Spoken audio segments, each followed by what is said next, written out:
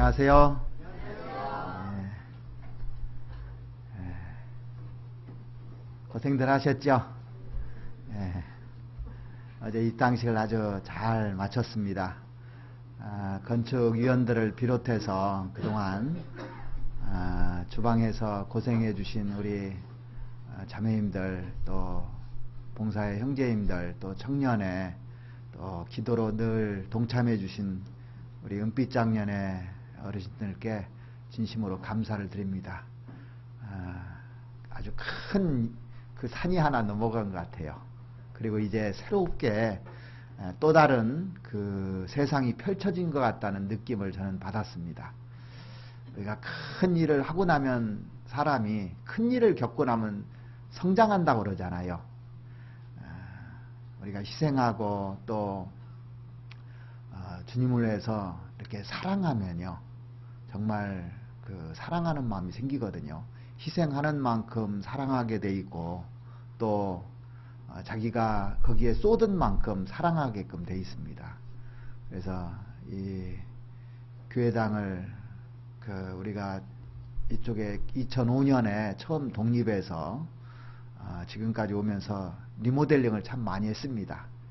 몇 번씩 했어요. 이 강당도 처음에는 조그만했는데 늘리고 해서 이렇게 늘려졌고, 또 우리 교제실도 이제 11층 전층을 확보해서 넓은 장소로 이렇게 쓰게 됐습니다. 실들을 크게 좀 만들어 드렸는데 이유가 뭐냐면요, 입을 크게 벌리라고 했거든, 하나님이요. 그러면 다 채워주신다고. 근데 봉사회가 제일 크게 해놨습니다. 봉사회가 우리 교회 또 아주 중추적인 역할을 하고 하기 때문에 더 많은 영혼들이 구원받고 또 하기 위해서 은빛장년의 실도 넓습니다. 아주. 그래서 아무튼 어제 각 분야에서 고생들 많이 하셨고 수고 많이 하셨습니다. 또 하나님께서 그 수고한 것을 은혜로 또 다 갚아주시라 생각합니다. 같이 잠깐 기도드리겠습니다.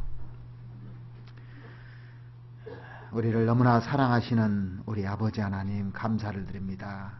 하나님께서 우리를 사랑하시고 우리를 위해서 피 흘려 돌아가신 것에 대해서 너무나 감사를 드립니다. 이제 주님의 피로 구원받은 저희들 어떻게 하면 주님의 은혜에 보답하며 살까 하는 생각을 가지고 늘 주님께 보답하는 생활이 될 수 있도록 하나님 도와주시옵소서.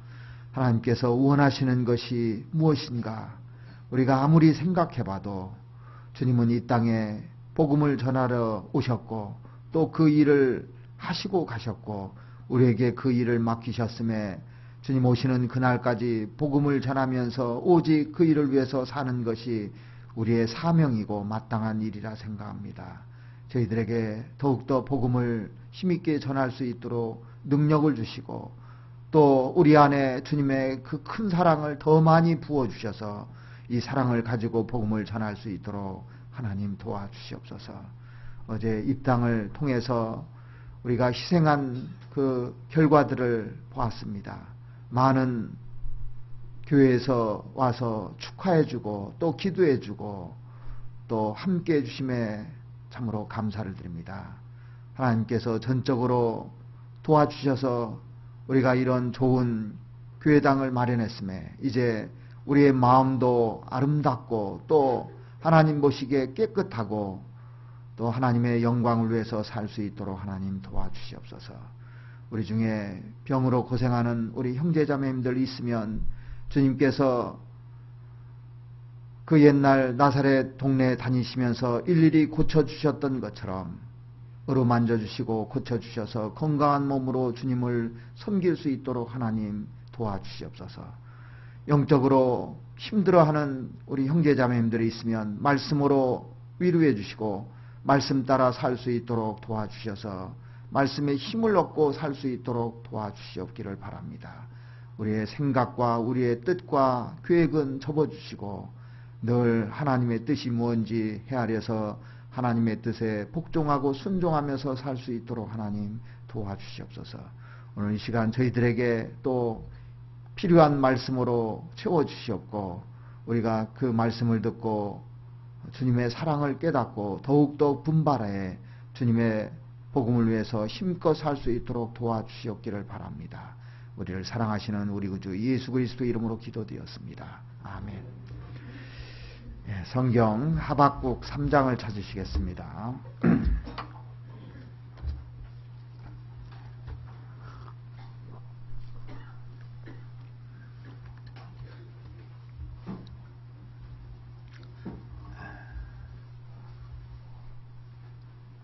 중고등부 학생들이 참사랑제를 지금 준비한다고 안 올라와서 좀 앞자리가 좀 많이 비고 썰렁하네요.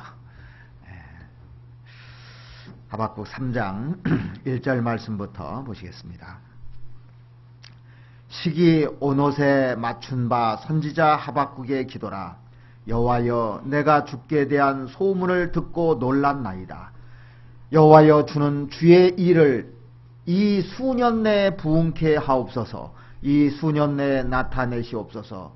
진노 중에라도 긍휼을 잊지 마옵소서. 하나님이 대만에서부터 오시며 거룩한 자가 바란산에서부터 오시도다. 그 영광이 하늘을 덮었고 그 찬송이 세계에 가득하도다. 오늘날 우리 시대를 가리켜서 산무시대라고 그렇게 사람들이 얘기하잖아요. 세 가지가 없는 시대다. 첫째는 자기에 대해서, 자기 영혼에 대해서 특별히 무책임한 이런 시대입니다. 그리고 둘째는 무관심한 그 세대고, 또 셋째로는 무감각한 세대라고 이렇게 말을 합니다. 저는 이 무책임하고 또 무관심하고 무감각한 것을 극복할 수 있는 것이 뭔가를 생각을 해봤는데, 내 마음에 부흥이 일어나지 않으면 안 된다는 거예요. 내가 다시 그 감각 없는 것에서 다시 살아나지 않으면 안 되고, 또 나에 대해서, 이 하나님에 대해서 관심이 없는 것이 살아나지 않으면 안 된다는 겁니다. 이게 그래서 그걸 살릴 수 있는 길이 뭘까 하니까 하나님께서 나에게 부흥을 하게끔 해줘야 되는 겁니다. 이 부흥이라는 말이요, 뭐냐면 리바이브라는 뜻이거든요. 소생시킨다, 그런 뜻입니다. 여기 그 2절에 보면 부흥케 하옵소서라는 말이 나오는데, 2절 한번 다시 보시겠습니다.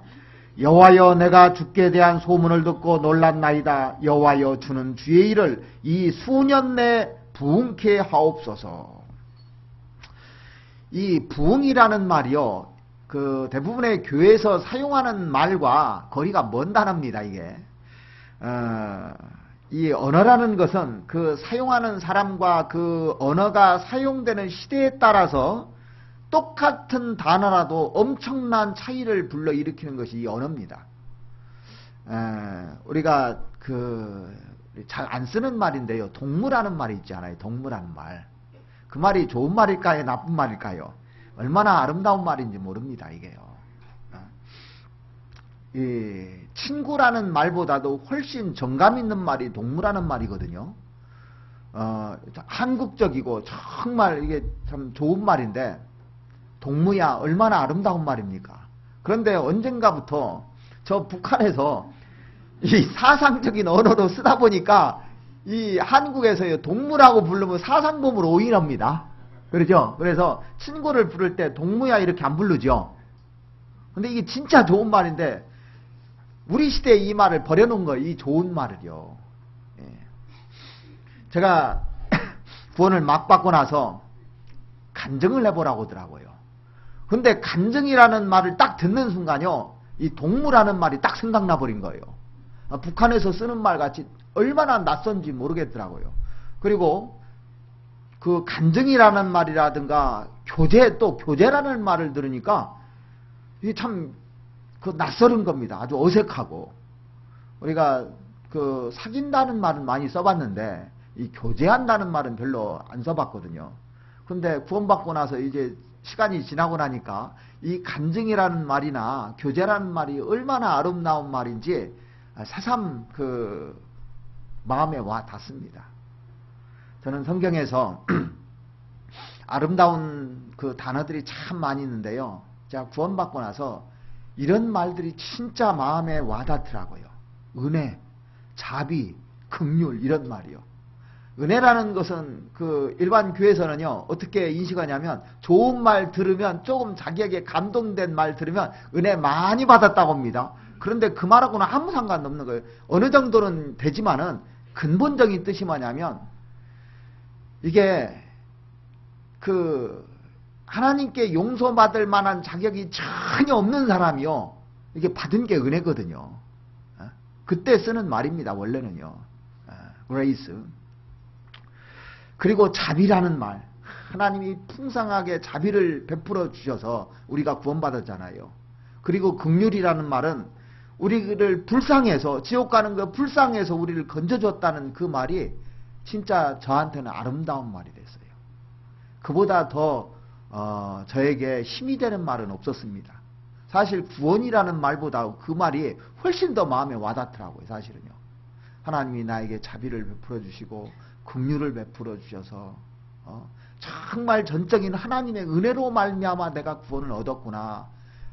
그 생각을 들으니까 그 말이 정말 마음에 와닿는 거예요. 그런데 그 구원받기 전에 그런 말 많이 썼느냐고요. 거의 안 쓰는 말입니다. 긍휼이라는 말도 구원받고 나서 들었어요. 긍휼이라는 말도요. 실질적으로 마음에 이렇게 와닿는 말이.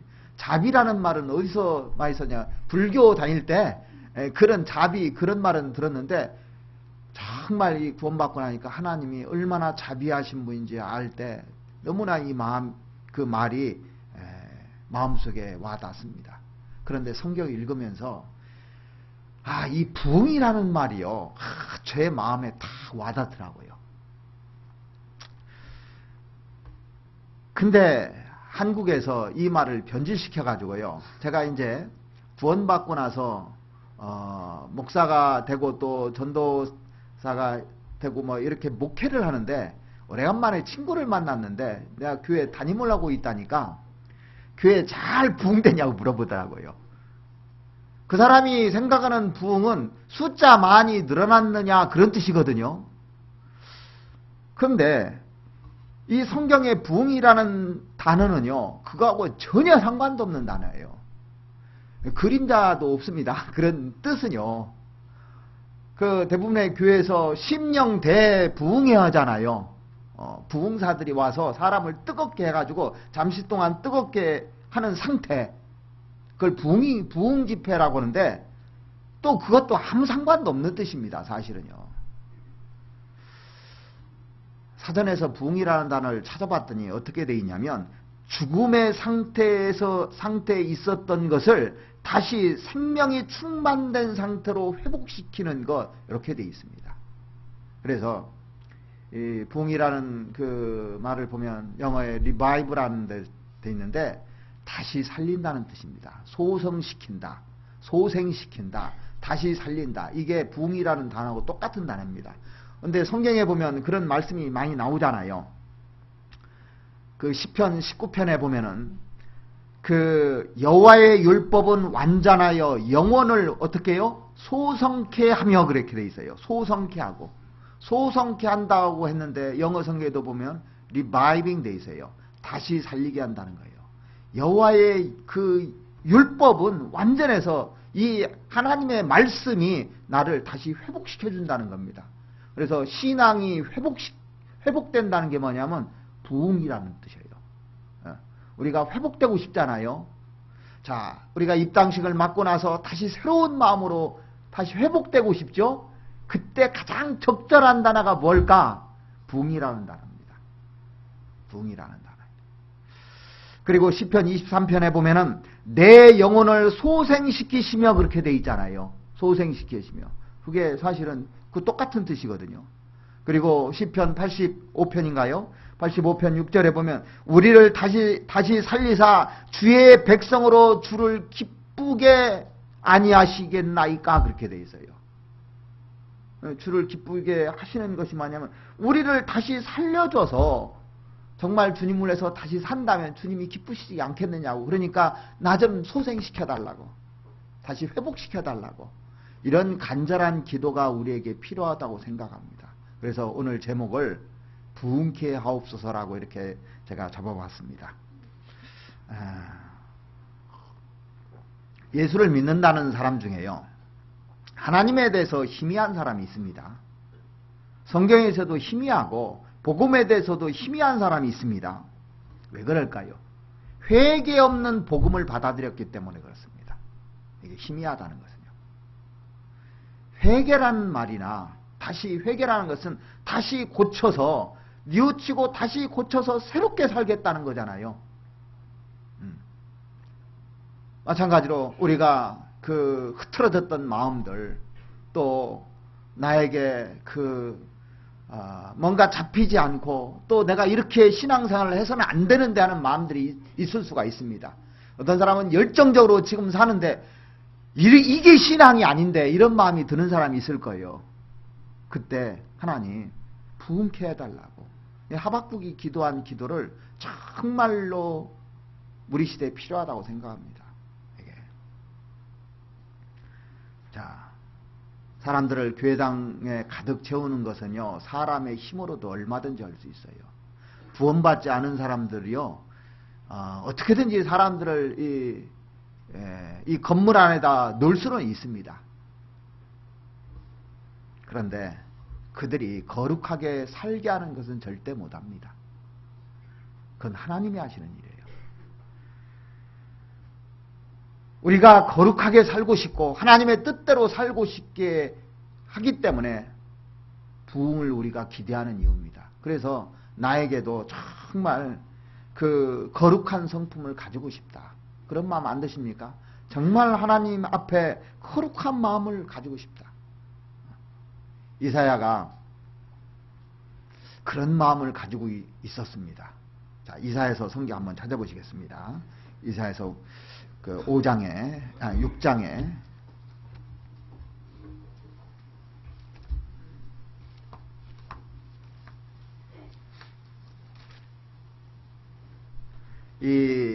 이사야가 우시야 왕이 죽던 때 성전에 가득한 하나님의 그 영광을 본 이사야가 말하는 겁니다. 하나님을 딱 영광을 보고 나서 이런 그 간증을 한 겁니다. 5절. 그때 내가 말하되 화로다, 나여 망하게 되었도다. 나는 입술이 부정한 사람이요 입술이 부정한 백성 중에 거하면서 만군의 여호와이신 왕을 배웠음이로다. 자, 화로다 그러고 나는 망하게 되었도다. 자, 우리가요, 하나님 지금 딱 본다면 어떤 생각이, 이 기도 될 거예요, 아마요. 저도 생각을 해보니까 이 기도가 될 것 같아요. 화로다, 망하게 되었다. 왜 그러냐면 내가 하나님 앞에 완전하게 살지 못하면 이 하나님 보시기가 부끄러운 거잖아요. 완전하게 살 때는 그러지 않을 겁니다. 나는 입술이 부정한 사람이요 입술이 부정한 백성 중에 거하면서 만군의 여호와이신 왕을 배웠음이라. 자기 죄를 발견한 겁니다, 이사야가요. 그래서 부흥이라는 것은 전적인 하나님의 그 주권 아래에 있는 겁니다. 하나님이 부흥케 해 주셔야 되는 거예요. 내 마음을 회복시켜 주셔야 되는 거예요. 그러면 우리가 할 일은 뭐냐면 회복해 달라고 정말 간절한 기도가 필요한 겁니다. 이스라엘 백성들이 애굽에서 정말 노예 생활할 때 그 노예에서 해방되기를 간절히 원했잖아요. 그때 모세를 통해서 부흥이 일어납니다. 그래서 모세를 통해서 이스라엘 백성들을 출애굽하는 사건이 나오죠.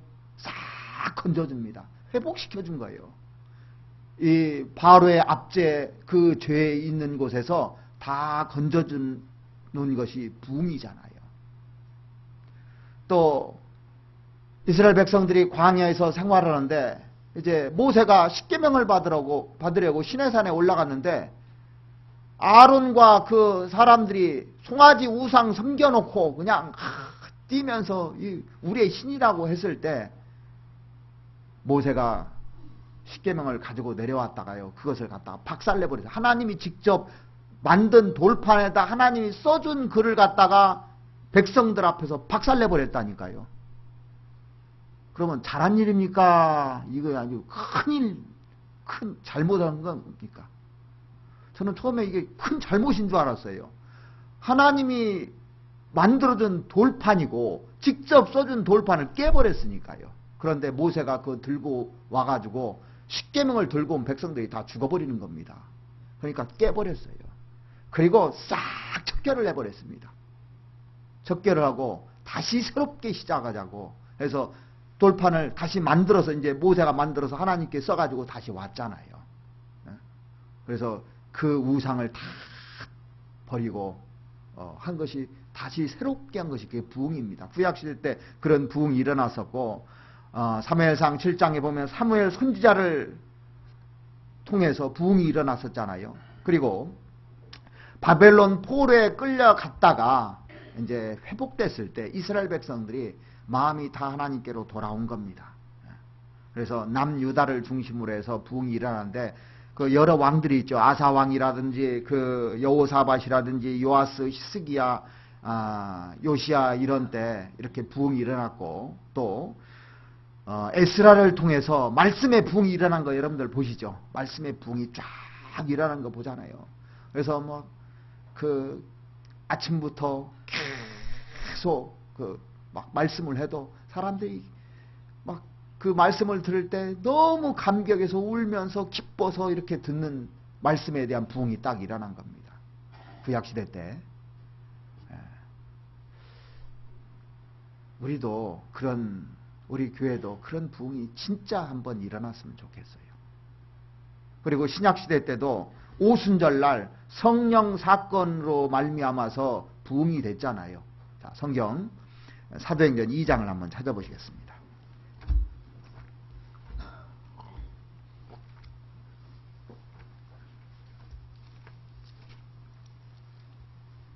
사도행전 2장 1절 말씀을 보시겠습니다.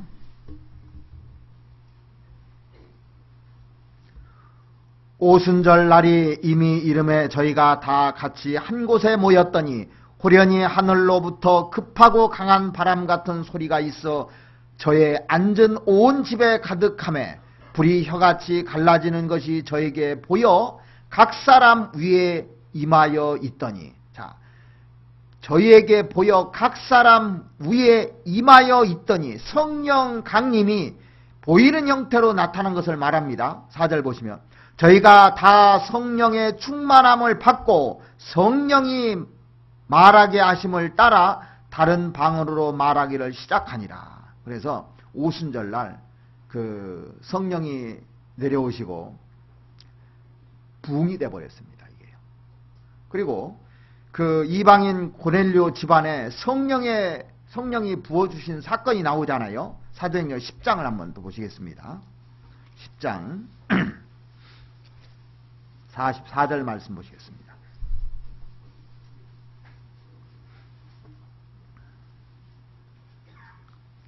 베드로가 이 말을 할 때 성령이 말씀 듣는 모든 사람에게 내려오시니 베드로와 함께 온 할례 받은 신자들이 이방인들에게도 성령 부어주심을 인하여 놀라니 이는 방언을 말하며 하나님 높음을 들음이러라. 이에 베드로가 가로되 이 사람이 우리와 같이 성령을 받았으니 누가 능히 물로 세례 줌을 그 말이요 하고 명하여 예수 그리스도의 이름으로 세례를 주라 하니라. 저희가 베드로에게 수일 더 유하기를 청하니라. 여기도 성령이 내려오신 사건이 나옵니다. 그리고 또 에베소 지방의 그 복음이 활발하게 전해진 사건이 나오잖아요. 한 군데 더 보시겠습니다. 사도행전 19장 초대교회 때 일들이 쭉 기록되어 있습니다. 사도행전 19장 17절에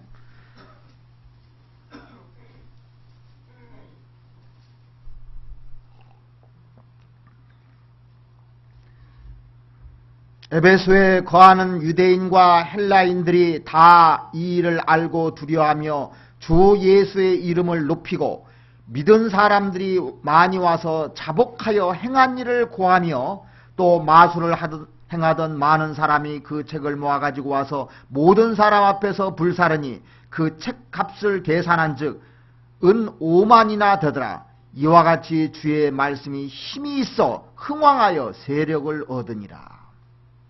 18절에 보시면 자복하여 행한 일을 고했다고 돼 있고 20절에 보시면 이와 같이 주의 말씀이 힘이 있어 흥왕하여 세력을 얻으니라 그렇게 되어 있습니다.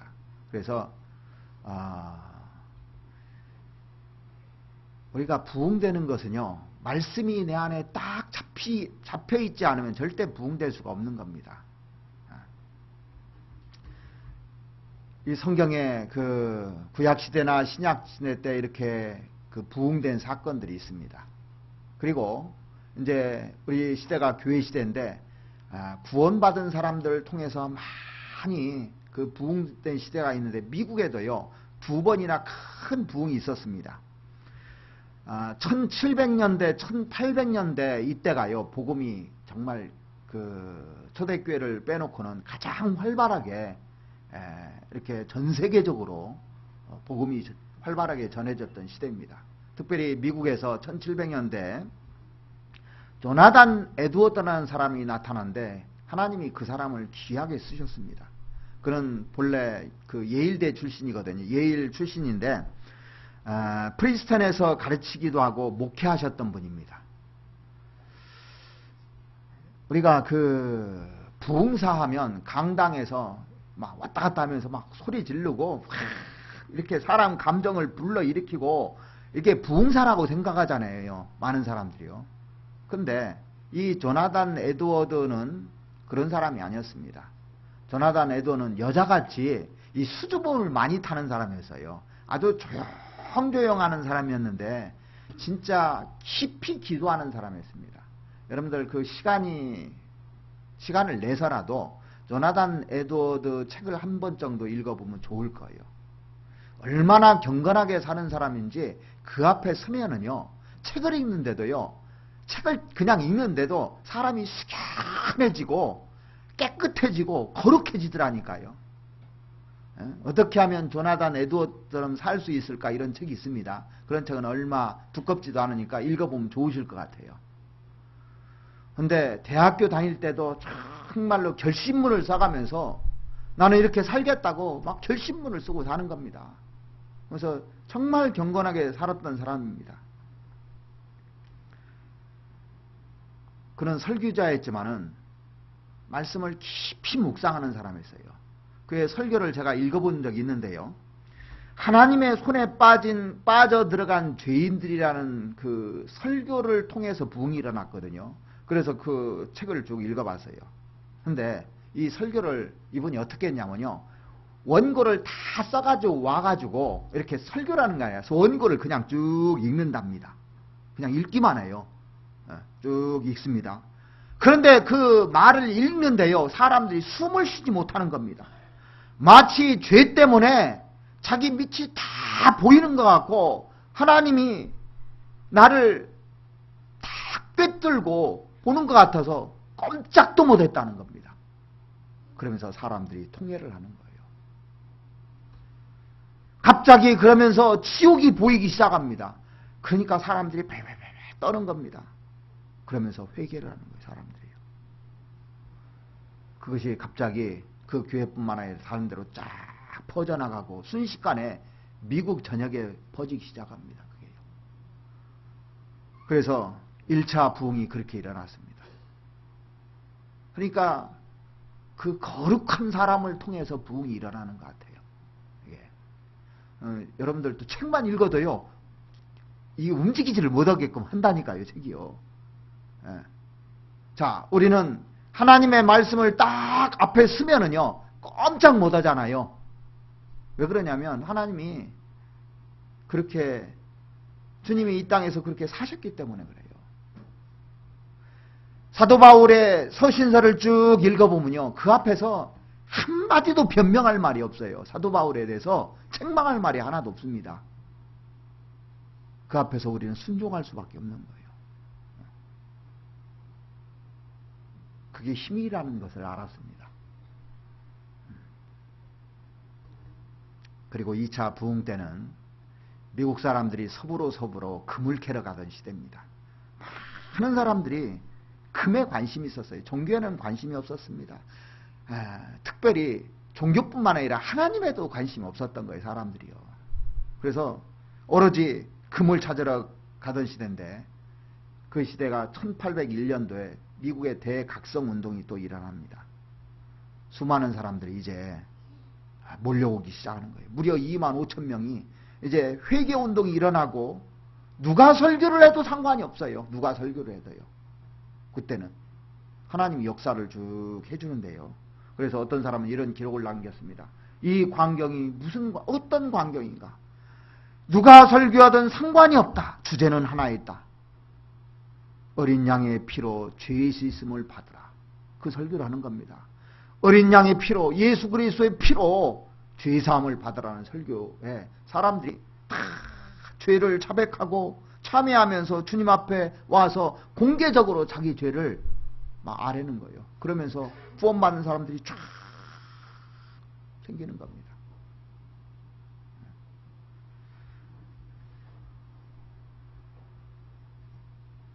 정말 깨끗한 지역 가서 복음을 전하면 그렇게 됩니다.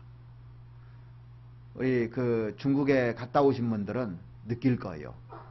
중국에 한번 갔다 온 분, 그분들하고 교제를 해보면 아주 순수하고 깨끗하고 그냥 받아들인 걸 보잖아요. 그러니까 갑자기 부흥이 일어나는 겁니다. 그 교회예요. 사람들이 하나님께 돌아온다는 겁니다. 거룩해진다는 겁니다. 그리고 지금 한국에 있는 저희 교회를 통해서 몽골, 중국, 또 아프리카 또는 남미 여러 곳에 정말 복음이 활발하게 전해지고 있습니다. 아프리카에는요, 교회가 계속 생겨가지고 몇 개인지도 지금 파악이 안 됩니다. 그 아프리카의 목사님이 구원을 받고 나서 정말 경건하게 살고 주님의 복음을 해서 사니까 완전히 막 붕 일어나는 거예요.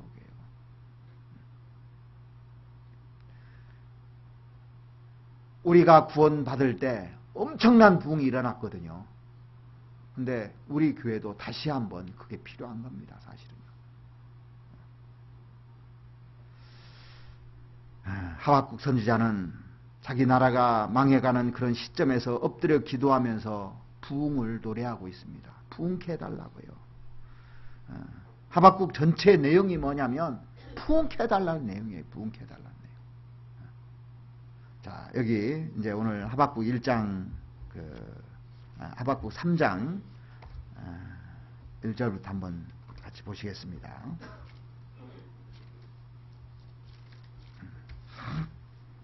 하박국 3장 1절. 시기 오롯에 맞춘 바 선지자 하박국의 기도라.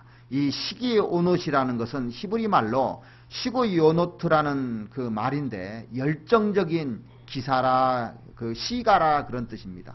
열정적인 시라는 뜻이거든요. 그래서 이 하박국의 기도 내용이 뭐냐면 부흥을 사모하는 그런 내용이 쭉 나와 있습니다. 그렇다면 어떻게 하면 나에게도 우리 교회에게도 부흥이 일어날 수가 있는가? 다시 회복되고 다시 오직 주님의 복음을 위해서 살 수 있는가?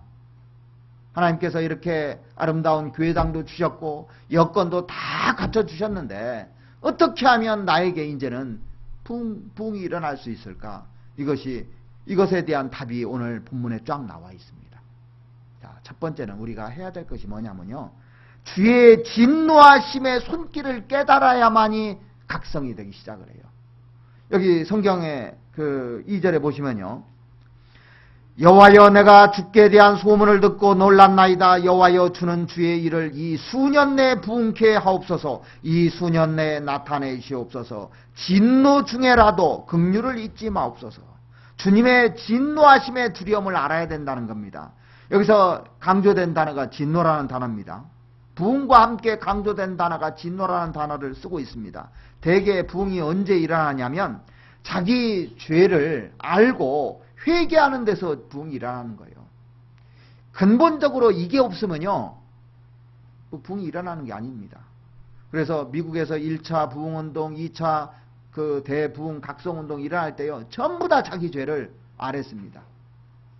그러니까 구약시대나 신약시대나 전부 다 자기 죄를 아뢰잖아요. 그때 하나님이 역사하신다는 겁니다. 자, 그렇다면 우리들은 어떤 죄가 있을까 생각 한번 해보죠. 어떤 죄가 있을까? 우리 시대에 신이 누굽니까? 우리 시대 신이 누굽니까? 모르세요? 우리 시대 사람들이 제일 좋아하는 게 뭡니까? 네, 돈이에요. 우리 시대의 신이 돈입니다. 물질입니다. 그런데 하나님께서 나에게 주신 그 물질에 대한 청지기 노릇을 잘 관리하지 못하고 주님 앞에 거룩하게 살지 못하고 그것을 가지고 즐기는데 또 죄를 짓는데 사용한다면 그 사람을 통해서 역사하지 않는다는 거예요. 그래서 내가 하나님께서 주신 물질을 잘못 사용해왔다는 것을 인식하고 그것을 잘 사용할 때요, 하나님께서 그 사람을 통해서 부흥을 해주게 만듭니다. 자, 이걸 인식했을 때 하나님, 맞습니다. 그 말이 맞습니다. 내가 나를 위해서만 살아왔는데 진노하다 마땅합니다. 하나님, 나를 채찍질하시고 징계해서라도 나를 바꿔주십시옵소서. 그렇게 하나님 면전 앞에 서서 벌벌 떠는 그런 각성이 있을 때 부흥이 일어날 수 있다는 거예요. 제가 그 부흥에 대해서, 부흥의 역사에 대해서 책을 쭉 다 읽어봤거든요. 한결같이요, 주님의 진노를 깨달은 거예요. 이렇게 살다가는 안 되지. 하나님, 저를 바르게 살게 해달라고. 자, 여기 3장 2절에 보시면요, 여호와여, 내가 주께 대한 소문을 듣고 놀랐나이다. 소문을 듣고 놀랐다고 했습니다. 하나님에 대한 거룩하심, 하나님에 대하신 놀라움, 하나님이 일하시는 걸 보고 나서 놀라버린 겁니다. 이 하박국이요. 그러니까 진짜 하나님을 알고 나면요, 내가 놀래요. 하나님을 잘 모를 때는 놀라지 않습니다. 진짜 하나님을 알고 나면 하나님 살아계시는구나. 하나님 지금 나를 보고 계시는구나. 저울에 달아보고 계시는구나. 눈동자처럼 나를 지금도 지켜보시구나. 졸지도 주무시지도 않고 지금 지켜보시구나. 그걸 딱 알았을 때 놀라운 거예요, 사실이요. 갑자기 한순간에 유다 나라의 운명이 기울어지기 시작합니다. 신흥제국인 갈대아라는 나라가 쳐들어온 겁니다. 하나님이 하박국에게 뭐라고 말씀하신 줄 아십니까? 내가 쓰는 거야, 갈대아를. 알아? 하나님이 징계하신 겁니다. 그걸 보면서 하박국이 그렇구나, 두려워한 겁니다. 두려움에 사로잡히기 시작한 겁니다. 그렇다면 그럴 때 우리가 어떻게 해야 될까요? 부흥은 하나님에 대한 그 경건한 두려움에서부터 자기 마음에 부흥이 일어나기 시작하는 겁니다. 하나님이 나를 보고 계시고 하나님이 이러다간 진노하시겠구나. 이 베드로가 설교할 때요, 사람들이 이 말씀을 듣고 어찌할꼬 그랬잖아요. 한번 찾아보실까요? 사도행전 2장에 보시면,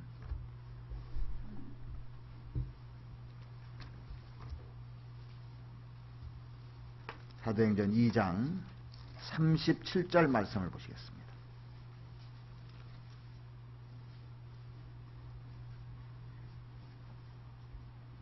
36절부터 보시겠습니다. 그런즉 이스라엘 온 집이 정령이 알지니 너희가 십자가에 못 박은 이 예수를 하나님이 주와 그리스도가 되게 하셨느니라 하니라. 저희가 이 말을 듣고 마음에 찔려 베드로와 다른 사람들에게 물어 가로되, 형제들아, 우리가 어찌할꼬 하거늘.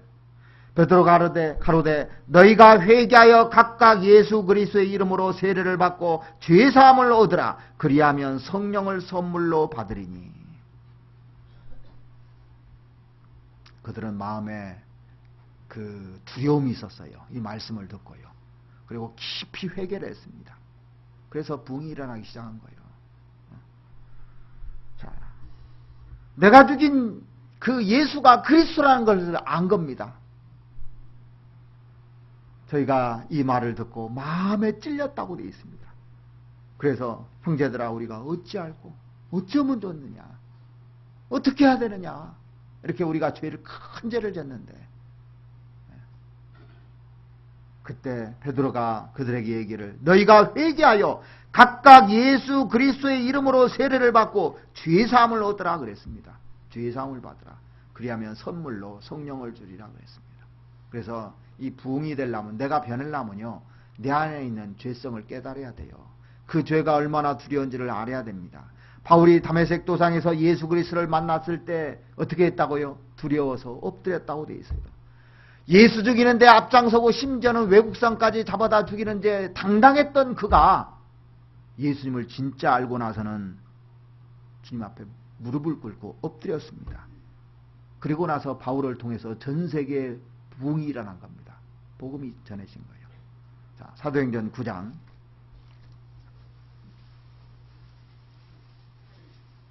3절 말씀 보시겠습니다.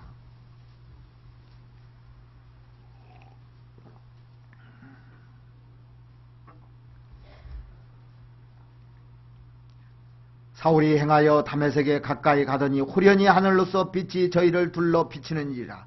땅에 엎드러져 들음에 소리가 있어 가라사대, 사울아 사울아 내가 어찌하여 나를 핍박하느냐 하시거늘, 대답하되 주여 니시오니까.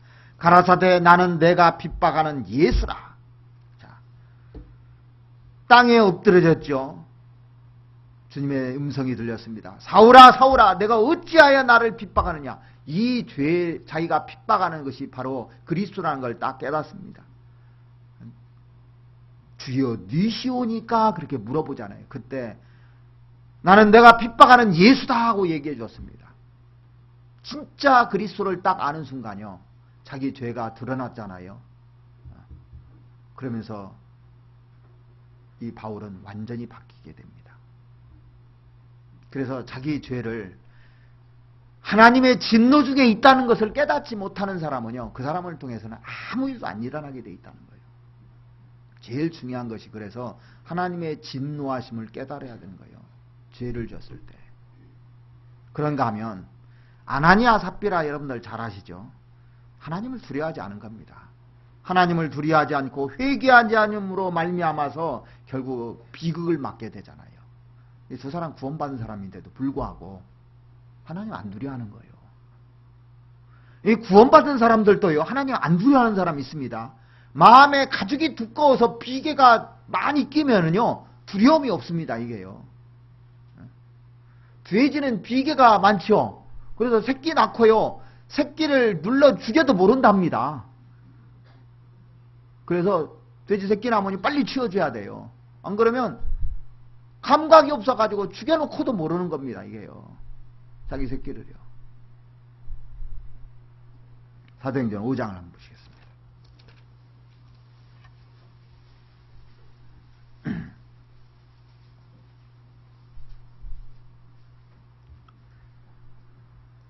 세 시간쯤 지나 그 아내가 그 생긴 일을 알지 못하고 돌아오니, 그 전에 그 아나니아가 이 땅값 속여가지고 이제 죽어버렸잖아요.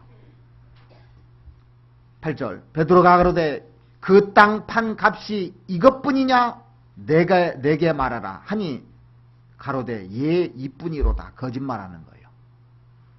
베드로가 가로되 너희가 어찌 함께 꾀하여 주의 영을 시험하려 하느냐. 보라 내 남편을 장사하고 오는 사람들의 발이 문 앞에 이르렀으니 또 너를 메어 내가리라 한데 곧 베드로의 발 앞에 엎드러져 콘이 떠난지라. 젊은 사람들이 들어와 죽은 것을 보고 메어다가 그 남편 곁에 장사하니 온 교회와 이 일을 듣는 사람들이 다 크게 두려워하니라. 하나님이 시범 케이스로 이렇게 딱 해버리는 겁니다. 하나님을 두려워하지 않으면 끝까지 거짓말하고 자기 뜻대로 하다 보면 하나님 데려가시기까지 한다는 얘기예요. 이 사람을 통해서는 부흥이 안 일어난다는 겁니다. 우리 시대를 보면 구원받은 사람들조차도 얼마나 그 하나님의 그 두려움에 관심이 없는지 몰라요. 하나님의 말씀에 감각이 없는 겁니다. 하나님이 말씀을 해도 거기에 대해서 영 감각이 없어요. 그런데 그 사람을 통해서 부흥이 일어나겠느냐고요. 이사야서 57장을 보시겠습니다.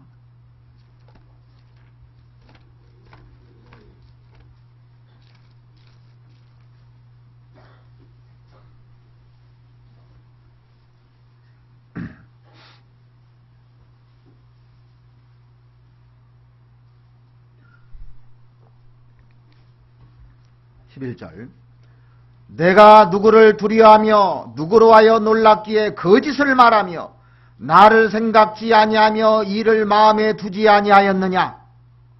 내가 나를 경외치 아니하면 내가 오랫동안 잠잠케 함을 인함이 아니냐. 너의 의를 내게 보이리라. 너의 소위가 내게 무익하니라. 자, 사람들이요 두려워하지 않는 겁니다. 그리고 거짓말하는 겁니다. 하나님이 가만 놔두니까요 모르는 줄 알아요. 그래서 내가 나를 경외치 아니하면 내가 오랫동안 잠잠함을 인함이 아니냐.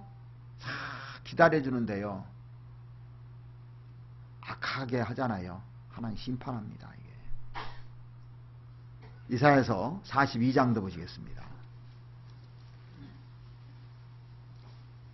18절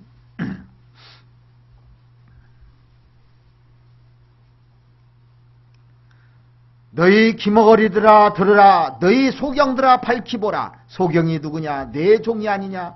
누가 나의 보내는 나의 사자같이 기머거리겠느냐? 누가 나와 친한 자같이 소경이겠느냐? 누가 여호와의 종같이 소경이겠느냐? 내가 많은 것을 볼지라도 위치 아니하며 귀가 밝을지라도 듣지 아니하는도다. 내가 많은 것을 볼지라도 거기에 유의치 않는다는 것은 머물르 자입니다. 머물러서 안 본다는 거예요. 그리고 귀가 밝을지라도 듣지 않는다는 겁니다. 그 말을 잘 듣고 돌이켜야 되는데, 자 시편 119편 한번 찾아보시죠. 시편 119편 120절을 보시겠습니다.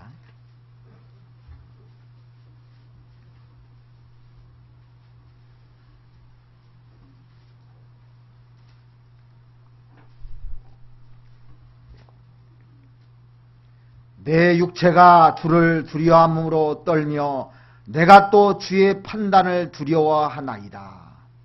주의 판단은 주의 말씀을 얘기하는 겁니다. 주의 말씀이 시편 119편에 여러 가지 명칭으로 등장합니다. 주의 판단, 주의 법 여러 가지로요. 자, 주의 판단을 두려워 안 한다는 겁니다. 주의 말씀을 사람들이 두려워하지 않는다는 겁니다. 그래서 고린도후서 7장에 보시면요. 한 군데 더 보시죠. 고린도후서 7장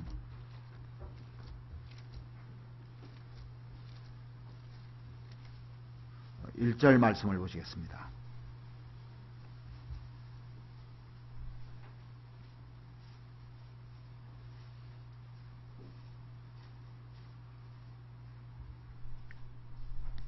그런즉 사랑하는 자들아, 구원받은 사람한테 하는 얘기죠. 이 약속을 가진 우리가 하나님을 두려워하는 가운데서 거룩함을 온전히 이루어 육과 영의 온갖 더러운 것에서 자신을 깨끗게 하자.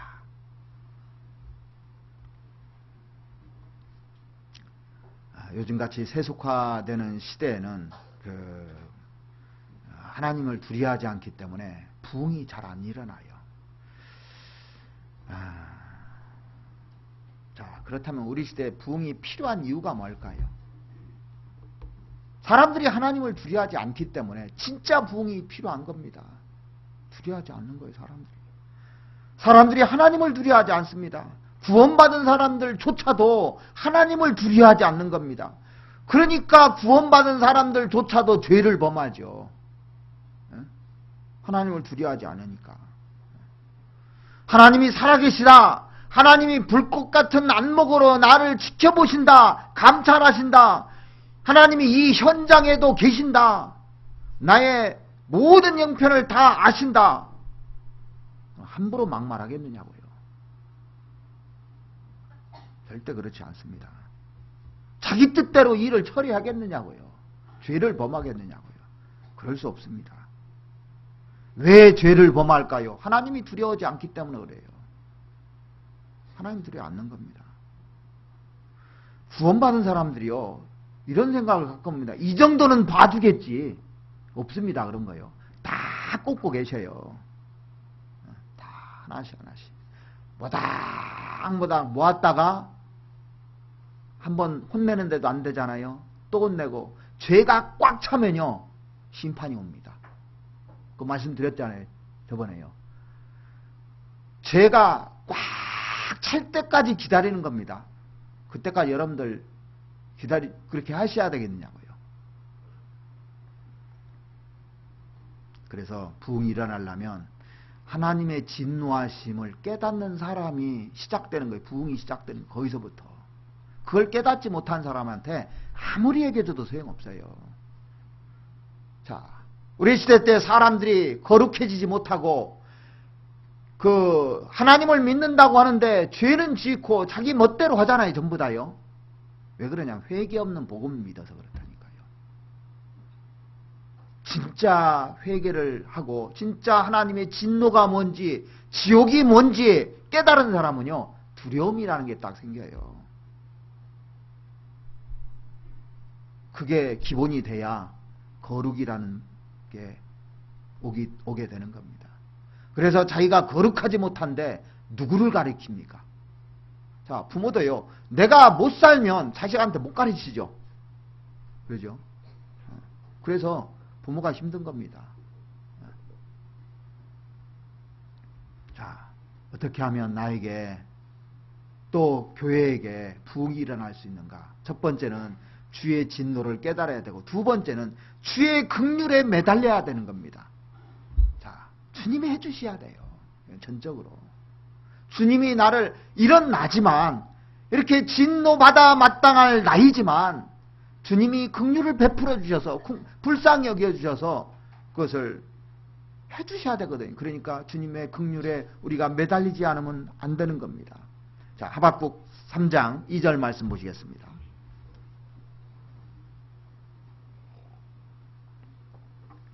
여호와여, 내가 주께 대한 소문을 듣고 놀랐나이다.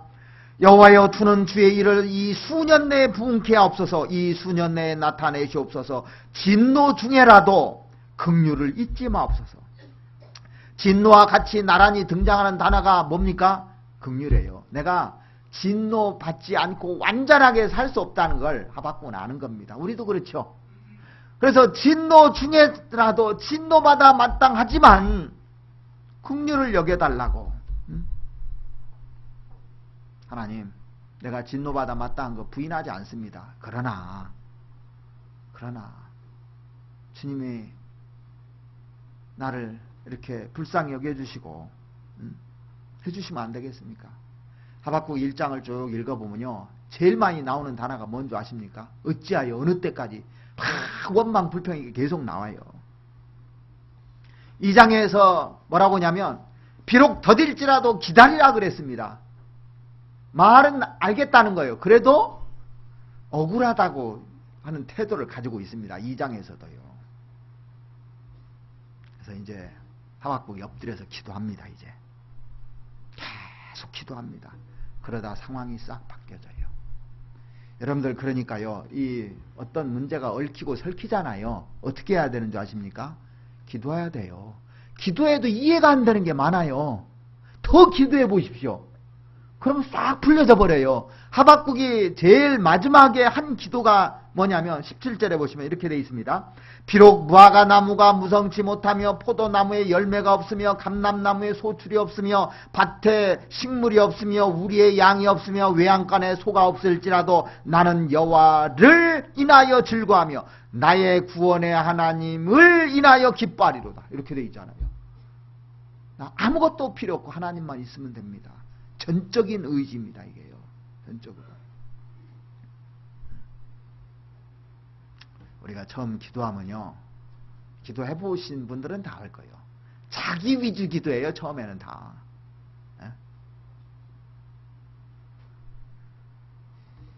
그리고 내 생각에 맞는 기도를 쭉 합니다. 그런데 정말 엎드려서 또 생각해보고 또 기도하고 하다 보면 하나님이 인도하시는 걸 경험을 해요. 아, 하나님이 이렇게 인도하시는구나. 그래서 좀 더 기도하다 보니까 하박국이 어떤 기도에 도달하냐면, 하나님, 처음에는 제가 우울하다고 생각했는데 더 기도해 보니까 하나님 말이 맞아요.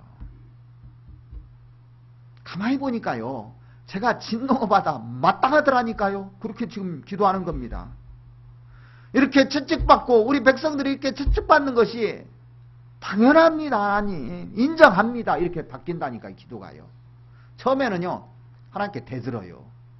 기도하면서도 억울합니다. 어째서 그랬습니까? 어찌하여 그럽니까? 막 하다가 또 말씀을 들으면 인정은 하지만 억울합니다. 아직도 인정을 하지만 그렇게 기도한다니까요. 그러다가 더 엎드리고 나면 맞아요, 제가 잘못했어요. 진노받아 마땅합니다. 그러면서 뭐라고 인도하십니까? 수년 내 부흥케 하옵소서 그래요. 수년 내. 우리 백성 지금 당장은 안 될지 몰라도 하나님 꼭 수년 내 부흥케 하옵소서. 제가 처음에도 말씀드렸지만 우리 식구가 만약 한 500명이라고 합시다. 500명인데 수년 내 1000명 해달라. 이런 기도 아니죠. 보니까 부흥이 절대 이거 아니죠. 보니까요. 이런 거 아닙니다. 부흥이라는 것은 내가 바뀌는 거예요. 내가. 민족이 바뀌고 나라가 바뀌고 그렇게 해달라고 기도하는 겁니다.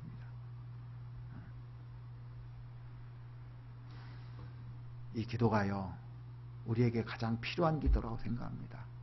지금 우리 시대에, 우리 교회에 가장 필요한 기도가 아닌가 생각을 합니다. 시편 67편을 한번 보시겠습니다.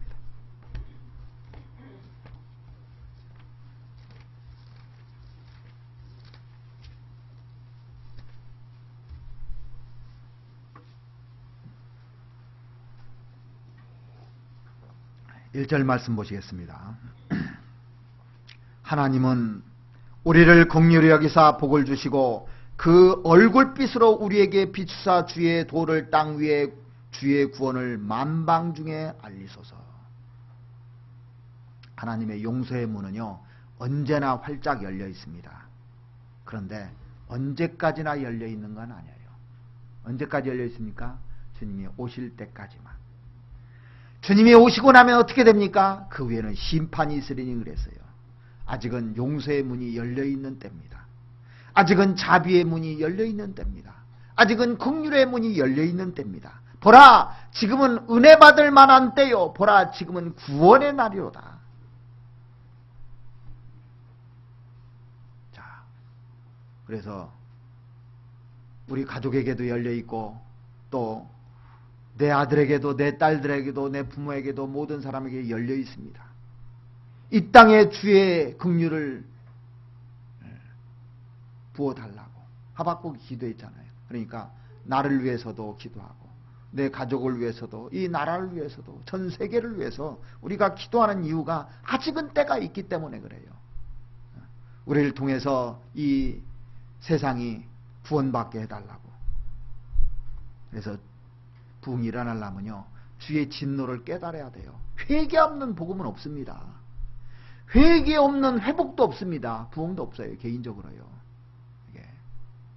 그리고 하나님의 긍휼에 매달리는 방법밖에 없어요. 우리가. 그리고 마지막으로 우리가 또 생각해 볼 것은, 나에게 또 교회에 부흥이 일어나려면 뭐가 필요하냐면 주의 일에 전념해야 되는 겁니다. 주의 일에요. 전념해야 돼요. 그래야 부흥이 일어나는 겁니다. 한 사람이 성공하려면요, 세상에서도 한 우물을 파고 전념하지 않으면요, 안 되게 돼 있는 거예요. 주의 일에 전념해야 오직 주님을 위해서 살아야만이 부흥이 일어나는 겁니다. 많은 위대한 그 신앙의 선배들을 보면 하나같이 다 그랬어요.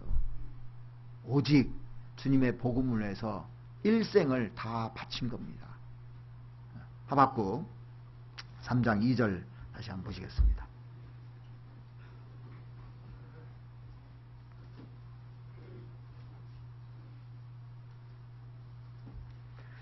여호와여, 내가 주께 대한 소문을 듣고 놀랐나이다.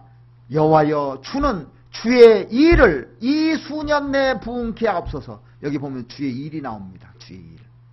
주의 일을 이 수년 내에 부응케 하옵소서. 뭘 부응케 해달라고요? 주의 일을. 주의 일이 뭡니까? 복음 전하는 거예요. 주의 일이. 수년 내에 회복해, 부응케 해달라고요. 세상이 자꾸 세속화되고 부흥의 징조가 없을 때 사람들은 어떻게 변하냐면요, 자기 일에만 관심을 가져요. 신기하게도 사사로운 일, 자기 욕심, 자기 행복을 구하는 일에만 관심을 갖습니다. 그렇다고 그게 전부 다 나쁜 일은 아니지만 자기 행복에만 매달리는 것, 그것이 문제라는 거예요. 자기와 관련된 것만 매달리는 게 문제입니다. 하나님의 일은 생각하지 않는 거예요. 이게. 그래서 주의 일에 전심전력하지 않으면 절대 역사하지 않습니다. 자기가 자기를 사랑하는 거 잘못 아닙니다. 자기 사랑해야 됩니다. 마땅합니다. 그러나 자기만 사랑하는 것은 문제입니다. 그거는요. 자기만 사랑하는 거. 오직 내 위주예요. 내 욕망을 채우기 위해서, 나의 이익을 위해서, 내 욕심을 위해서. 자, 우리가 살려면 돈도 벌어야 되고 자기 일을 해야 됩니다. 그거 하지 말라는 게 아니거든요. 그런데 자기 일만 생각한다는 거예요. 자기 일밖에 관심이 없다는 게 문제거든요. 주의 일에 대해서는 관심이 없고. 하나님의 복음이 이 땅에 펼쳐지고 있는데 세계 선교가 되든 또 교회에서 전도 집회를 하든 별로 관심이 없는 겁니다. 하나님의 역사에, 복음에 별로 관심이 없습니다. 이 사람 통해서 절대 부흥이 일어나지 않아요.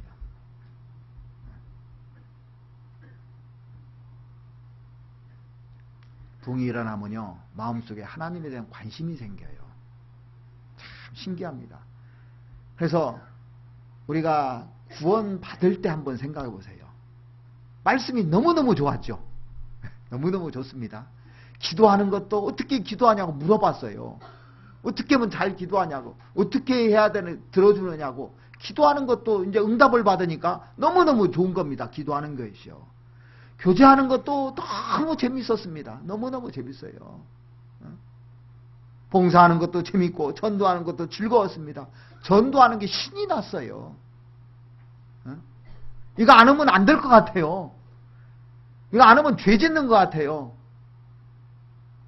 그런데 언젠가부터 그게 사라져버리는 겁니다. 내 안에서요. 식어져 버리는 겁니다. 그리고 죄에 대해서 별로 무감각해집니다. 그리고 죄져도 긍휼을 원하지도 않아요. 하나님께 대한 전심전력도 없습니다. 이게요.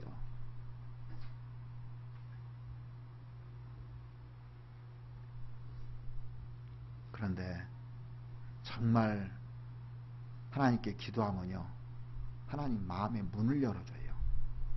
그리고 보여줍니다. 보여줘요.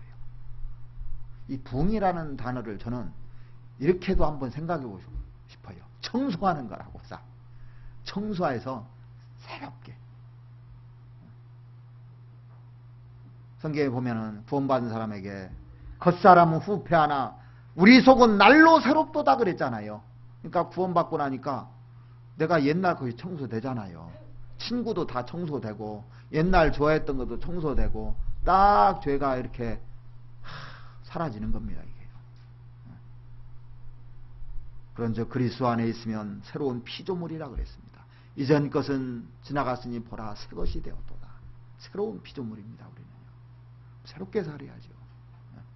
건물만 새 건물이라고 좋아할 것이 아니라 내 마음이 새 것이 돼야 되고 내 마음이 아름다워야 되고 내가 즐거워야 돼요. 근데 내 마음이 죄 짓고 있고 아주 안 좋은 생각이 있으면 이게 뭐 즐겁습니까? 하나도 안 즐거워요. 이게. 자, 좋은 건물인데요, 악한 사람들이 이게 바글바글 있다 봅시다. 들어가기도 싫어요. 거기요. 아무리 좋은 건물도요.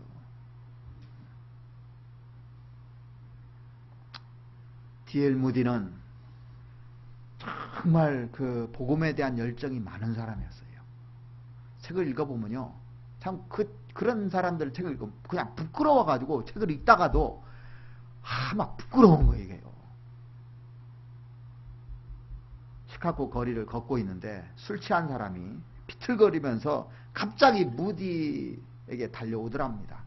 그러면서 혹시 무디 선생님 저 아십니까? 그러대. 응? 무디 모르잖아요. 무디 선생님 맞죠? 네, 무디 선생님 맞죠? 맞습니다. 그랬어요. 저 모르겠느냐고. 하도 많은 사람들 전도하다 보니까 무디가 뭐 다 알 수가 없죠.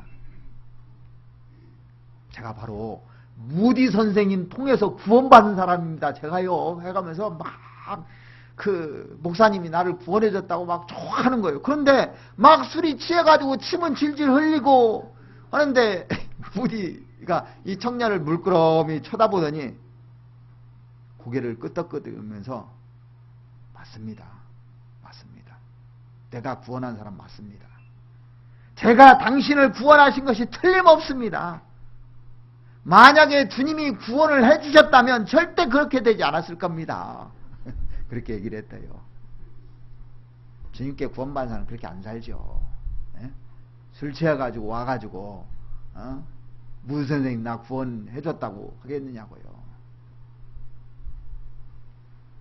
자, 하박국 3장을 한번 보시겠습니다.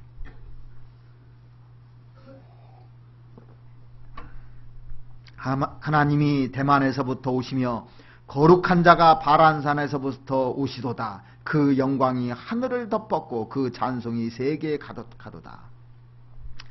어떤 사람이 하나님이 홍콩 옆에 대만에서 온다고 그러더라고. 그 대만 아닙니다. 이거 잘 보면 이 팔레스타인 이 지형들입니다. 여기 남쪽에서 북쪽에서 대만에서 저 바란산에서 이 산들을 넘어서 부흥의 징조가 이렇게 쭉 떠오르고 있는 겁니다. 하나님의 영광이 하늘 덮고 찬송이 세계에 가득한 모습을 이게 쭉 보게 됩니다. 지금 나라가 망해가는데 하나님은 부흥하는 자기 민족의 미래를 다 보고 있는 겁니다. 그래서 하나님이 대만에서부터 오시며 거룩한 자가 바란산에부터 오시도다. 그 영광이 하늘을 덮었고 그 찬송이 세계에 가득하도다. 이걸 본 거예요.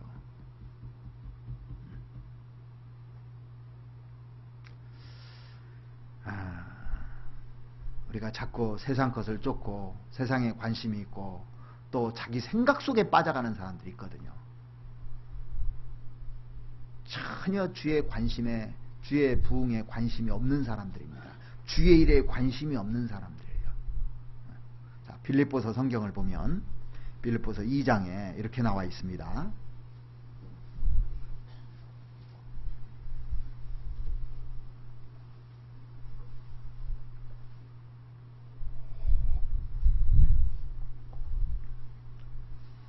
(20절) 이는 뜻을 같이하여 너희 사정을 진실히 생각할 자가 이밖에 내게 없습니다.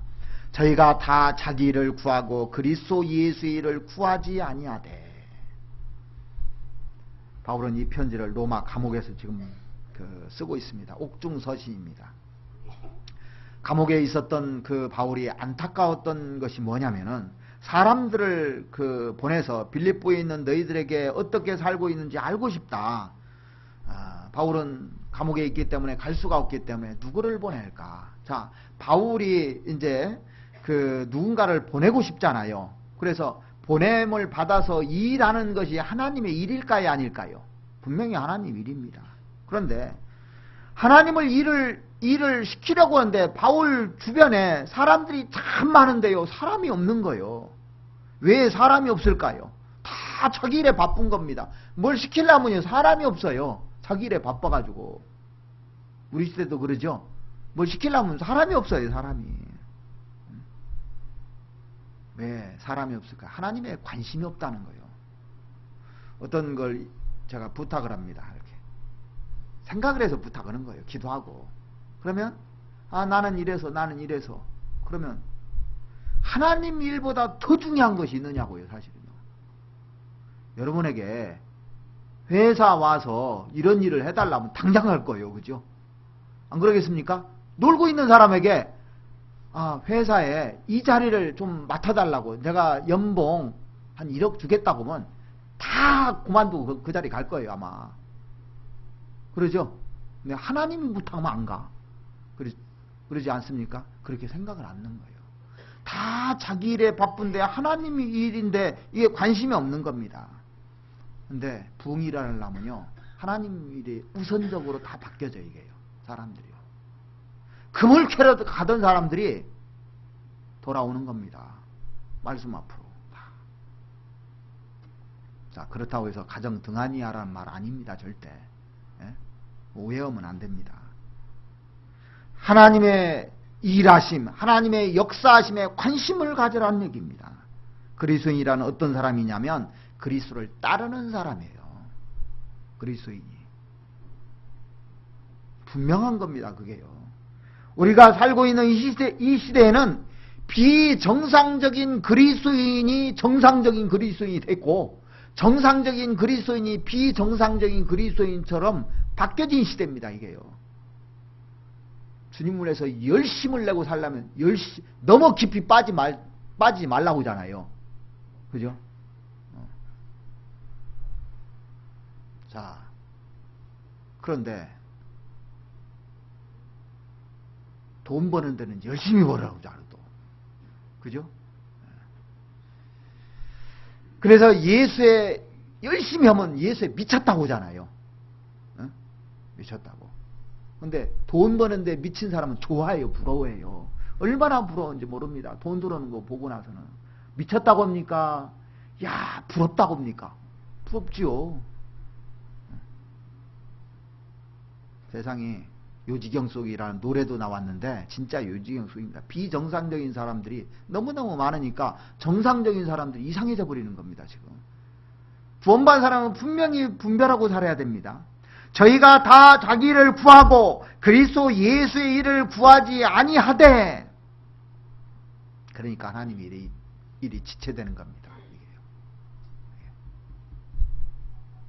저마다 자기의 편리한 거, 자기 좋아하는 거, 자기 쾌락, 자기 욕망, 이런 것에 빠져서 예수의 일에 대한 관심이 없는 겁니다. 구하지 않는 겁니다. 어제 우리는 새롭게 입당을 했잖아요. 새로운 마음으로, 내가 하나님께 어떻게 하면 드리고 살까? 어떻게 하면 하나님을 위해서 살까? 자, 이런 결심을 한번 해보십시오. 말씀 듣는 일에 시간을 드리게 해달라고 기도해 보십시오. 말씀 듣는, 반드시 그렇게 해줍니다. 이게요. 그리고 말씀을 읽는 것에 시간을 드리게 해달라고 기도해 보십시오. 반드시 하나님 해주셔요. 그리고 말씀을 연구하는 일에 시간을 드리게 해달라고 해보십시오. 반드시 그렇게 해줍니다. 말씀을 묵상하는 데 시간을 드리게 해달라고 기도해 보십시오. 반드시 그렇게 돼 있다니까요. 나에게 재능을 달라고 기도해 보십시오. 반드시 그렇게 해주십니다. 그리고 하나님의 복음을 위해서 물질을 쓰고 싶은데 그 물질을 달라고 해보십시오.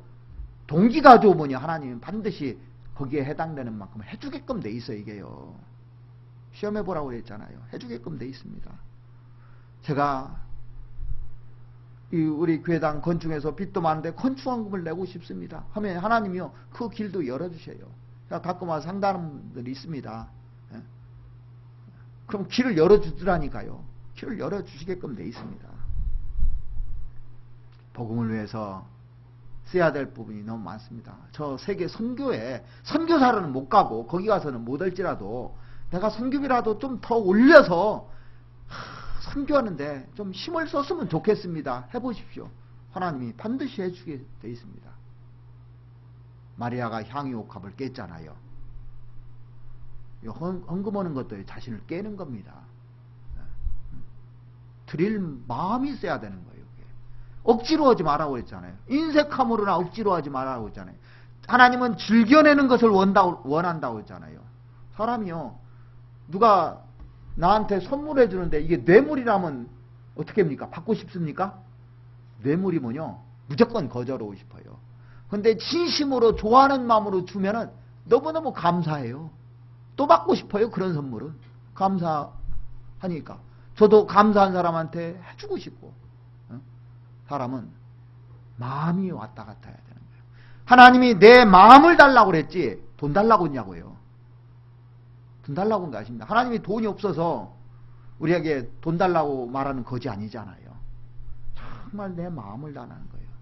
정말 마음이 있으면 아내를 사랑합니다. 그러면 남편이 사랑하면은 어떻게 해서라도 돈을 벌어다가 그 즐겁게 해주려고 그래요. 그러죠? 그러면서 주면서 행복해 하는 겁니다. 아내가 막 힘들어하면 그걸 못 보는 겁니다. 사랑하니까.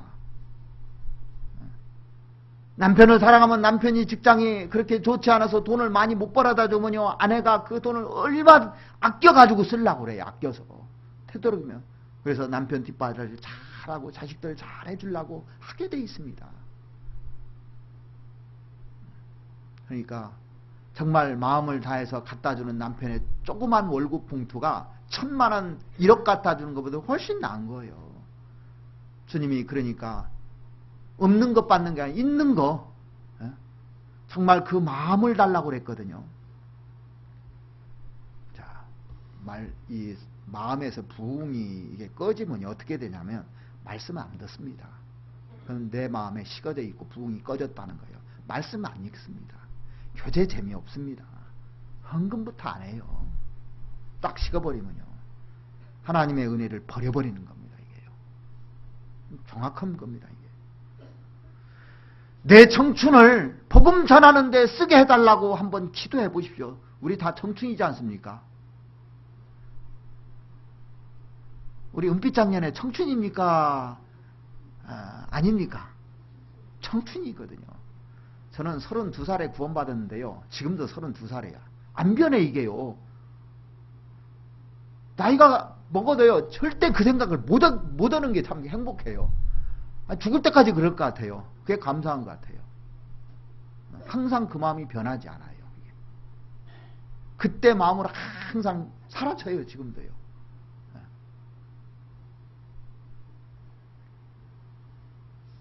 빌립보서 2장 22절 보시겠습니다.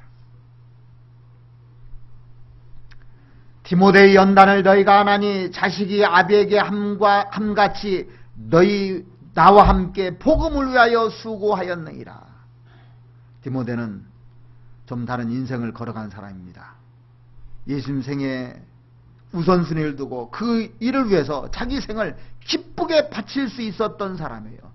그런데 이 일이 특별한 사람만 하는 거냐? 아닙니다. 여러분들 에바브로디로라고 많이 들어보셨습니까? 이 중에는요, 이름도 처음 들어본 사람도 있을 거예요. 잘 모르는 사람도 있을 겁니다. 그런데 이 25절에 보시면, 그러나 에바브로디도를 발음이 안 되네. 예.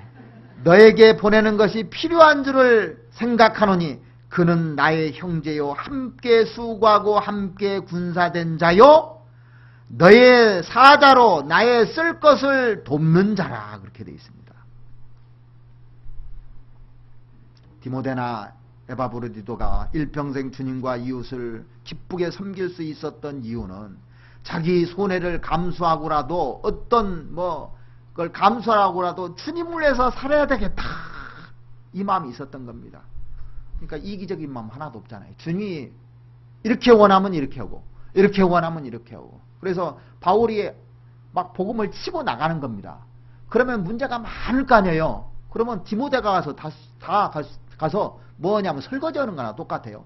무슨 문제가 있으면 다 해결하러 다니는 사람입니다. 그렇게 보낼 사람이 없는데 디모데나 이런 사람들은요, 가서 그 일을 하는 겁니다. 이게 하나님의 일 아닙니까? 저는 세월호 사건을 통해서 우리 시대의 단면목을 정확하게 들여다볼 수 있었어요.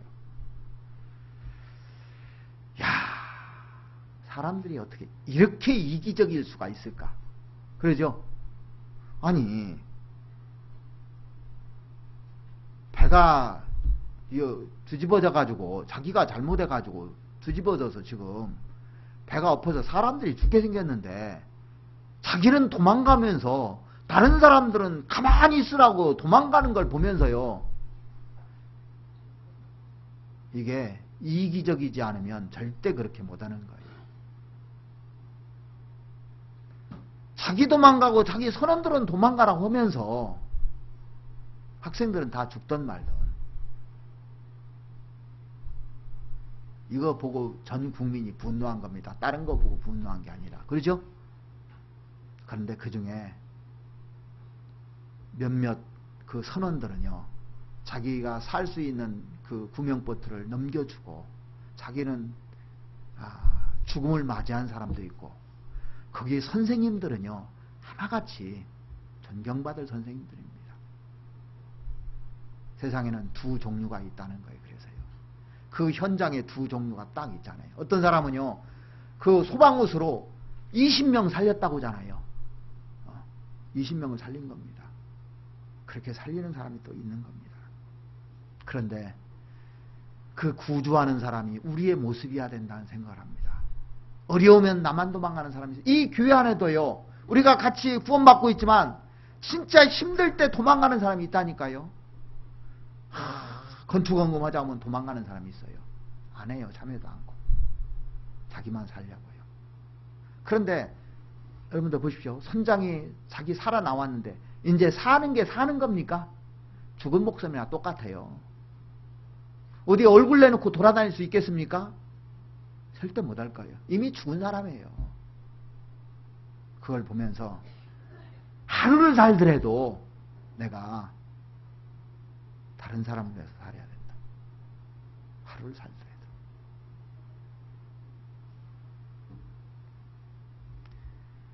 미련한 사람은 경험을 통해서 배우고, 지혜로운 사람은 역사를 통해서 배운다고 그랬습니다. 왜 하나님께서 성경을 우리에게 이렇게 많은 예들을 들어주신 줄 아십니까? 그 지나간 역사를 통해서 배우라는 겁니다. 이게요. 사울과 다윗을 비교해 줬죠. 가인과 아벨 다 비교해 줍니다. 예수님 옆에 있던 한 강도와 또 한 강도 비교해 줍니다. 역사입니다. 그게요. 구원받은 사람은 사울의 길을 가는 사람도 있고 다윗의 길을 가는 사람도 있습니다. 어떤 길을 갈 건지 잘 보라는 겁니다. 사람들이요, 경험을 통해서 배우려고 하거든요. 미련한 방법이에요. 성경에 다 나와 있는데 길이. 하나님이 써놓은 성경의 역사를 통해서 배우는 것이 가장 중요한 겁니다.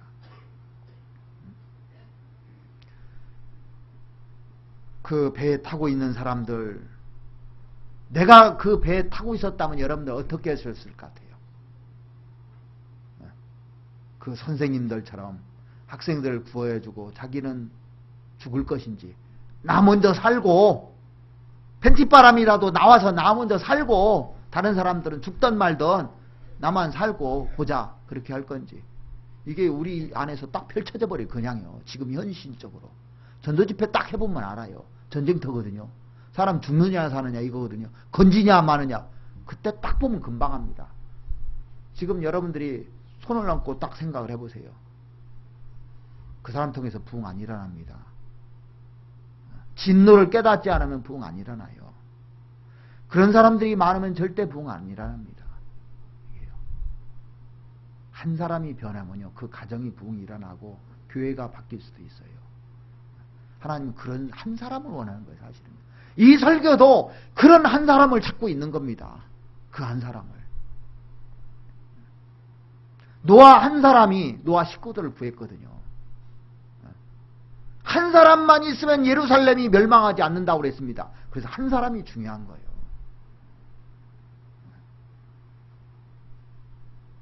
너는 사망으로 끌려가는 자를 건져주며 사륙을 당하게 된 자를 구원치 아니치 말라 그랬습니다.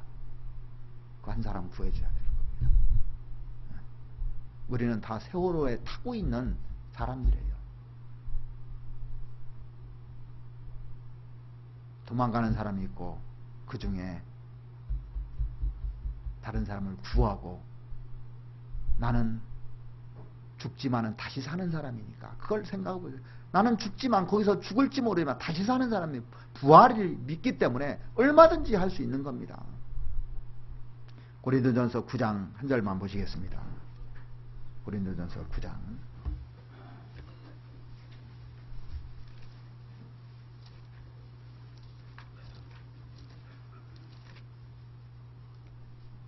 16절 말씀 보시겠습니다.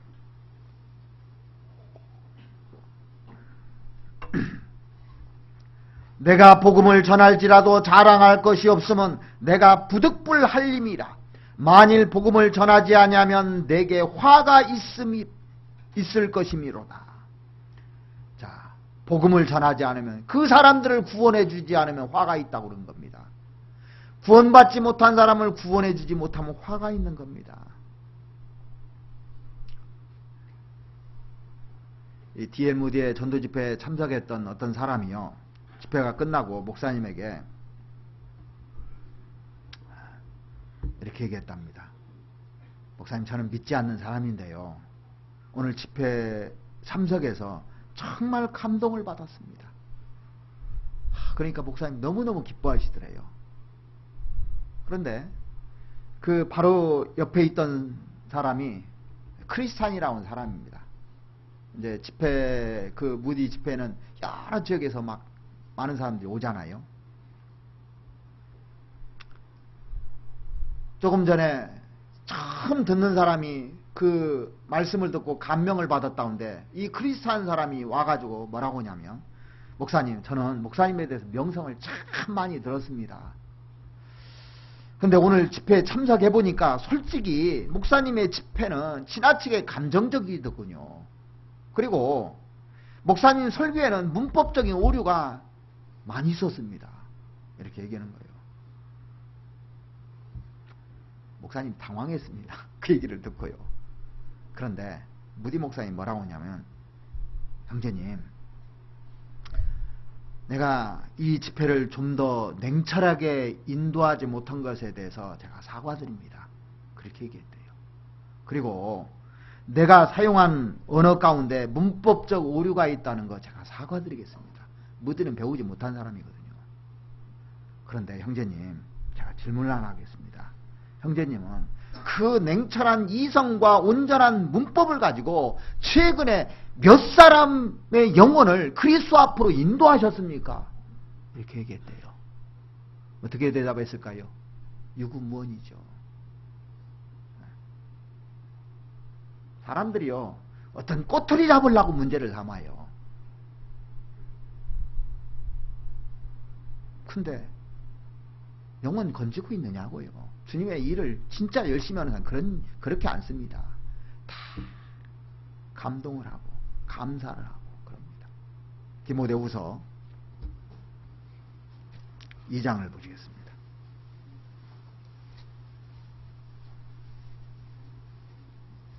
2장 3절.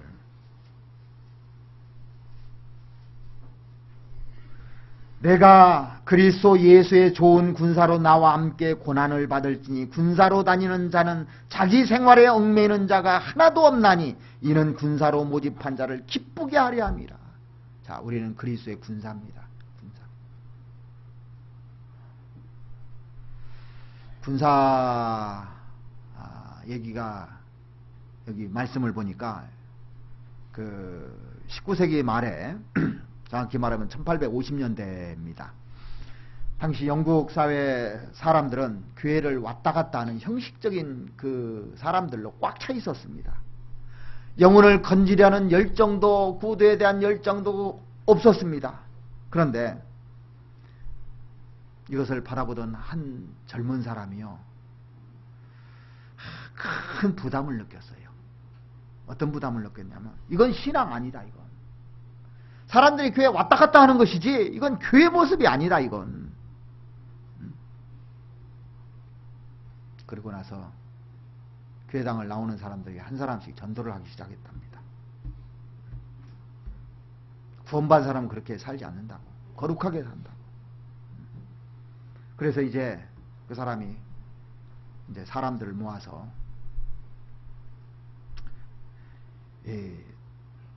찬송가를 부르는데요, 찬송가가 아니라 이건 군가라고 얘기했답니다. 군가.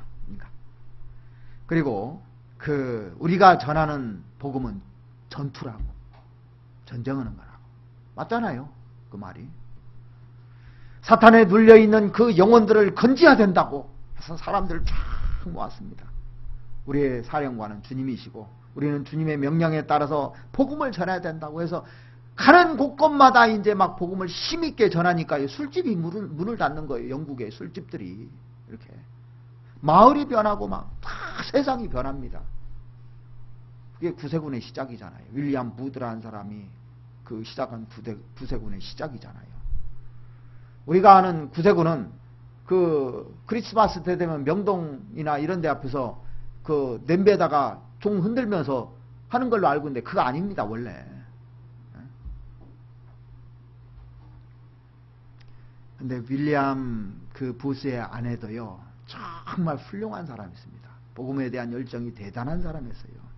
그래서 자신을 하나님께 전폭적으로 드리기로 하고 털 그 구세군 복음에 앞장섰던 사람입니다.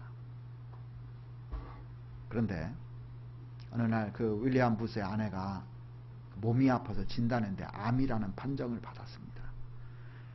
그의 생명이 얼마 남지 않았다는 것을 알게 됐어요.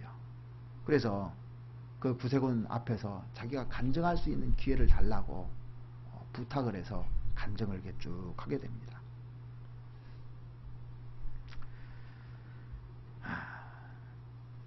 그 간증 대목을 제가 한 군데 좀 읽어드릴게요. 나의 사랑하는 자녀들이여, 나의 사랑하는 전우들이여, 내가 서 있는 이 자리는 앞으로 비워질지 모릅니다.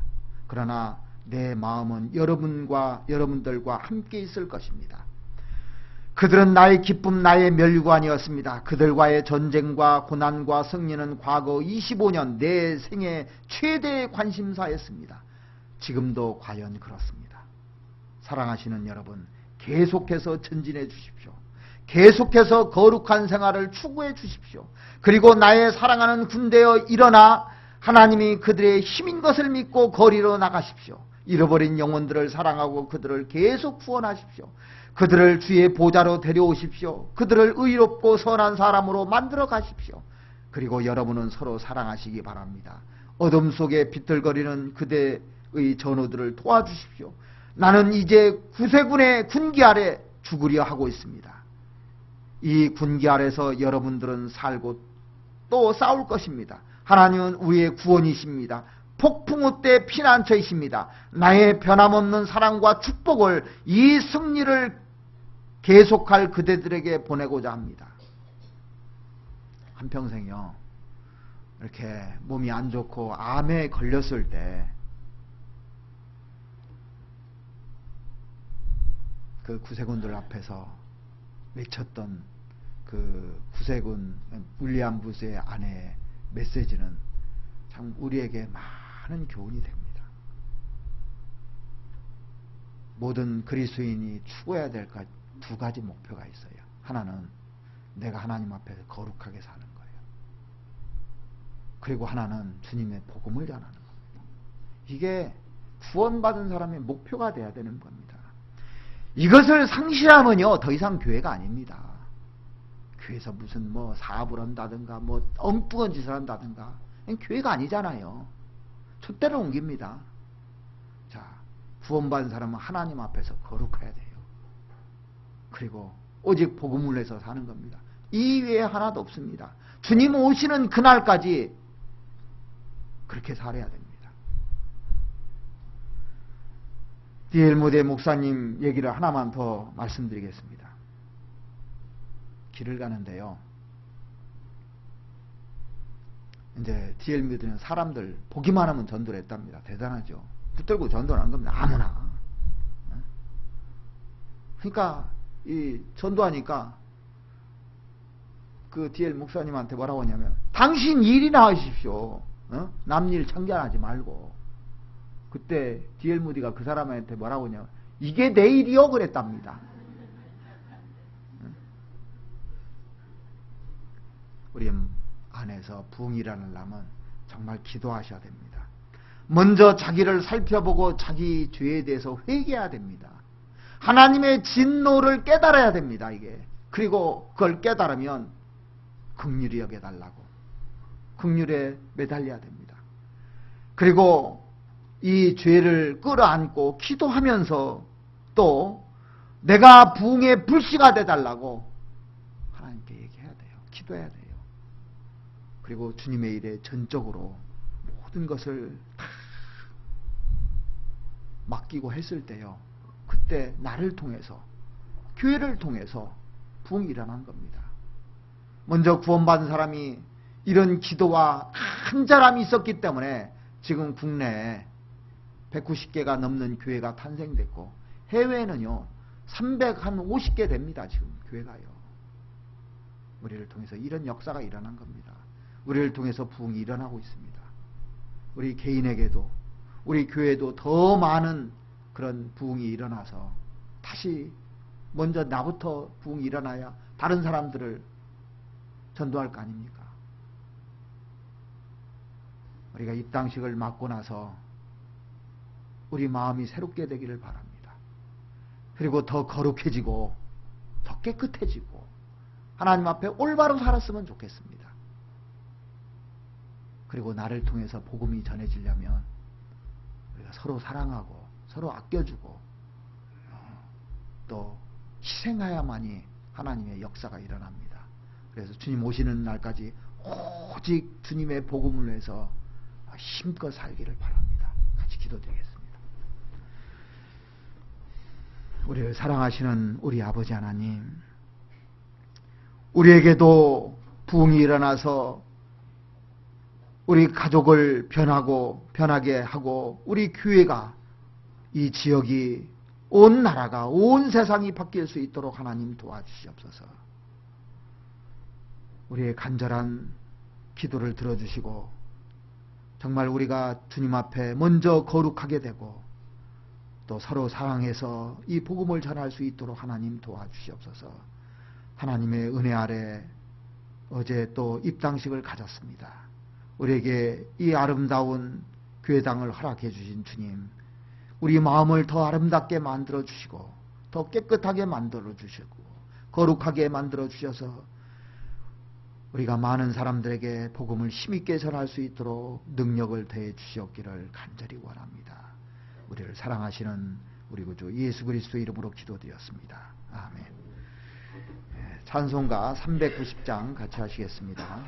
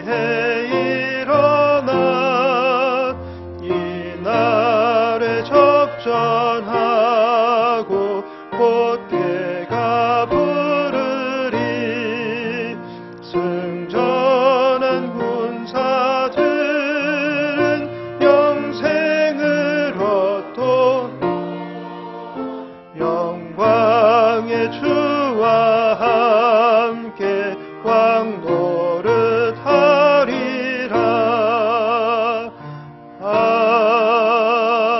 아멘. 네, 광고하시기 전에 제가 잠깐 광고 하나 드리겠습니다. 이제 드디어 수양회가 오늘부터 접수를 합니다. 그동안 기도해 오시고 했는데 저희들이 올해 3차거든요. 수양회 3차입니다.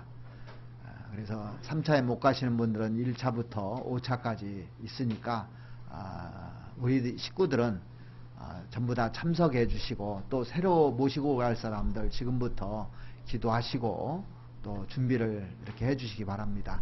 그리고 중고등부 학생